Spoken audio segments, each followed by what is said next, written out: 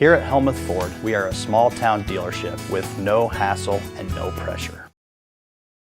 Delta Fire and Rescue presents the Delta Haunted House at 109 North Center Street in Delta. Admission is just $10 per person. The Delta Haunted House is open each Friday and Saturday throughout October and on Halloween night from 8 to 10 p.m. Food and drinks will be available for purchase, and now accepting cash and most major credit cards. It's the Delta Fire and Rescue Delta Haunted House, Fridays and Saturdays in October and on Halloween night. The City of Sigourney will be accepting bids for the removal of snow. All sealed bids must be received by 4 p.m. on Monday, November 4th at the City Clerk's office at 100 North Main in Sigourney. Interested parties will be responsible for snow and ice removal from the sidewalks listed on the screen, as well as all the steps into the Memorial Hall. The snow and ice must be removed in a timely manner and according to the City Code of Ordinances. The successful bidder will be responsible to purchase ice melt and provide any equipment used. You may review a copy of the contract by contacting the City Clerk at City Hall. The 2024 Hunter's Breakfast, provided by Watch Your Fire and Rescue, is this Saturday, October 26th, at the Watch Your Fire Station from 7 to 11 a.m. They'll have sausage, bacon, eggs, pancakes, biscuits, and gravy, and carryout is available. Everyone is welcome, and a free will donation will be accepted. For the 2024 Watch Your Fire and Rescue Hunter's Breakfast this Saturday morning from 7 to 11 a.m. at the Watch Your Fire Station. Dude, what is up, Hawks? How are we feeling this week? Brandon, how are you? Happy homecoming, buddy. Yes, sir. Welcome to the Hawkaholics presented by Hawkeye Heaven. Man, how's your week been? Well, the NBA just started. The World Series is starting on Friday. Hockey's going full force. We got college football every dang day, pretty much. And we got NFL going strong. It's a sports lover's paradise, baby. Oh, yeah, baby. Kind of makes you kind of forget about Saturday just a little bit, or maybe not. Well, I told everybody that was going to be tuning in, at least most of the people, that this is going to be a little bit of a therapy session coming up for the next might make it longer now. Your time got extended, so. Yeah, unfortunately. But it is what it is. So, do you want to just get this shit over with? Because I really just want to just sweep this under the rug and move on. I don't know, man. I thought you were wanting to tell us about your week, man. It's hump day. Well, I mean, my week. You piece of shit. Cheers to that. All right, man. Yeah, let's dive into this, man. I know, Hawk fans, let us know how you're feeling about this one. Go ahead and send your comments over. We will try to show as many as we can, obviously. Man, that was – I don't know, man. That was one of the ugliest games I've seen in a long time. I agree. So, that was beautiful. So before we get into this, this is a disclaimer. This is an NSFW for the next 15, 20 minutes. What Brad or I say will be on record, obviously, unless we delete this. But there will be cuss words, I'm assuming, and there will be a lot of frustration. Do not take anything we say seriously. We are just fans. We are not experts. So just whatever we say, if you get offended, I don't know what to tell you. So, fuck this game. I mean, what highlight we see? We saw a great interception. Yeah. Didn't even want to show the first 2 field goals by them, and then we missed a field goal, which would have made it 6-3. Oh, look, it's dude. I think he outscored us, or it was 20-20 at one point. Yeah.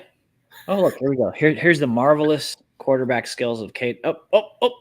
Okay, that was decent pass. I don't know. He threw it in triple coverage. It is what it is. Well, I mean this my NFL team's quarterback has done that several times. I mean, for the last 30-some years, there have been, 2 different quarterbacks? Cough, cough to any of you non-Green Bay fans. Look at this catch, though. I will say yes, the Rock Rapids sensation is the man. He's going to be something. Hell yeah, he is, dude. Hey, good news about this weekend. KJ number 2 is over 1,000 yards for the season. He is. He is. That is a positive, man. Lucas, I'm trying to be positive, dude, but when we see games like this, it's rough, man. I mean, a season full of expectations too, man. Think about it.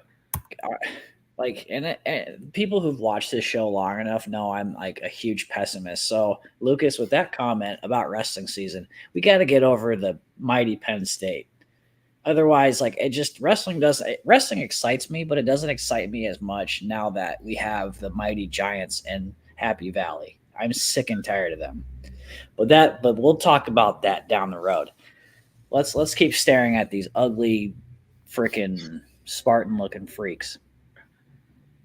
Which reminds me, ladies and gentlemen, if you looked at the media and or any hey, look at that. Various outlets. Oh yeah. Huh. Shocking. The sad part about this whole thing is everybody thought this was going to be like a 2 to 3 touchdown game in our favor. I agree. This dude, I told Brandon before we went on the show, I said that game was so ugly. We didn't even have good defense to fall back on and kind of enjoy the game. We were just top to bottom bad. Defense, offense, can't pass the ball. Like I just don't get it. That was junior high technique skills right there. That's like when you first put on the pads and learn how to tackle. That's what that reminded me of. It was. I saw a stat. I can't remember. There's K2, 75-yard burst. Luckily for this, man, because they contained his ass all day too, which was surprising. Dude, I saw a stat, though, when we talked about tackling. I can't remember where it was, but I don't know. Did you see this? Somebody said we are number 1 in tackles as far as not letting them break free, miss tackles. I can't remember what the hell the stat was. And then after this game, we went from 1st to 6th place because we missed so many tackles in this shit. I believe it was the mighty Dean. I think that might have been Dean. Shout out, Dean. Yeah. I think he's busy right now with his own show, which, by the way, we'll discuss that later on down the end of the season. But you're not wrong, man. We have a good pass rusher, and we have 2 of the best linebackers in all of football. There's no reason we can't be eating more. How much blame should we put on Lester? And I'm being serious. I don't know. There's the stat. 19 missed tackles. Dude, that is legitimately first year tackle football. Again, we didn't even have that to fall back on, dude. That's the thing. Like all these other games, man, it wasn't fun to watch, but at least we're like, okay, our defense is out there. We have a chance to do this shit. And why do they make plays like this, like when it doesn't matter? Like, why do they do that? Why can't they just do it when it matters and make this game much better? That was just a bonehead mistake there. He stepped out of bounds on his own. Yeah. Great recovery, but yeah, man, it's that was the story right there. We'd have to go back, but do you remember? Did we do bold predictions this year? We might have. On which bold predictions? We made quite a few bold ass things. I made one. Well, I mean, I thought we had like maybe 3 big bold predictions for the season. I'm pretty sure I said the offense is going to progress, but the defense will not be as good as last year, or at least the last 2 years. Oh, did you know? I'm pretty sure I said that, or I might have just been saying that off record. So it's probably off record, but I did say Brandon Sullivan was the answer. Still holding true. It's 8 games in now. And as we're getting down towards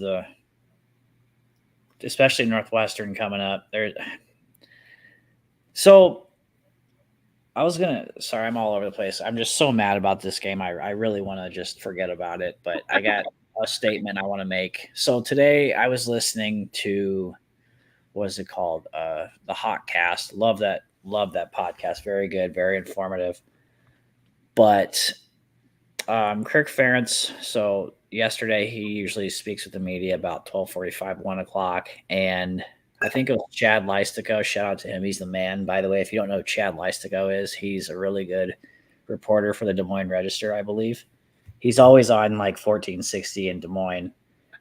Marty, I said the same thing. Sorry. I'm like, wait, what? You're good. But he asked it. They were asking a bunch of questions yesterday, and one of the questions was, so were you thinking about making a quarterback change in the game? And I'm pretty sure they were thinking about it, but they just chose not to. It was the drive. I think the opening drive of the second half, I believe so. Yes, and we took it down and we scored. So I mean, at that point, I get probably not making that change, but right, you need to just make that change at halftime. I don't give a shit at this point. So, well, I guess we can wait for when we talk about Northwestern. I'll say something about it if I remember to say it, but I just, as bad as Cade's been, like he was pretty damn good for Washington, but it's crazy to think though he did so bad, but yet he only had one interception last weekend. Well, I couldn't believe how many times did he throw the ball. 23. Oh wow, that's a lot for 11, him. He went 11 for 23 and only $150, and he averaged about 6.5 yards passing. He did have one pass tutty. Yeah, that was a beautiful catch by Vander Z. 63.7 QBR rating. So, I mean, oh yeah. And one more thing. Did you see the stat about, I don't know if you've seen this, about Iowa having a 300, how many games it's been since we've had a 300, what was it again? Yeah, I think a 300-yard passer. It was in 2009, November of 2019. It was Nate Stanley. Nate Stanley. I think it was 60 games. 60 games. Yep. Like what? That's a problem. I don't care if we have 10 wins a year. That's a problem to me. Because unlike some fans, I want to win. I want to win a Big Ten championship. Just because I win 10 games, that's like shining up a turd and putting it on display. Great. They're fantastic. I'm so fortunate we've won 10 games. I really am. It's been great. There's a lot of pros to that. But at some point, when does a fan decide that they want more? In 58 games? 58. 2019.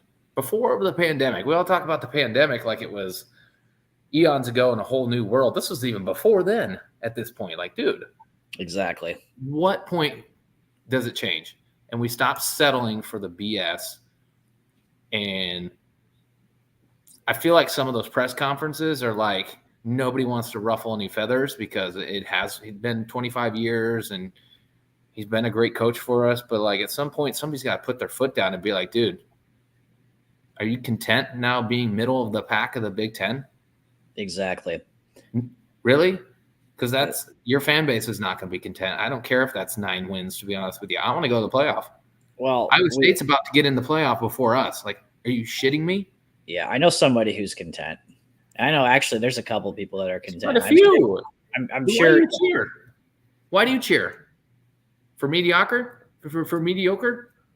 You're out there applauding because we tried our hardest? Great. Like, that's – I feel like I speak for most Hawk fans when we say we're good. We've done this 9-10 win train for a while now. It's time to go that next step up. I agree. That used to be elusive. That used to be something we didn't do. Then Ferentz took us there. Great. Then we took us to a BCS bowl, a couple of them. And then we went to some Big Ten championships. But now it's like, okay, at what point are we going to go over that hump and get to the Big Ten championship, like, and actually win the damn thing? Especially nowadays. I don't see any shot in the next few years unless we come up with some sort of crazy recruit and some transfer portal crap. We're going to be middle of the pack, maybe even 10th in the Big Ten. I mean, look at Indiana, Illinois. Yeah, that's insane to me. Like, Wisconsin is coming around. Yeah. and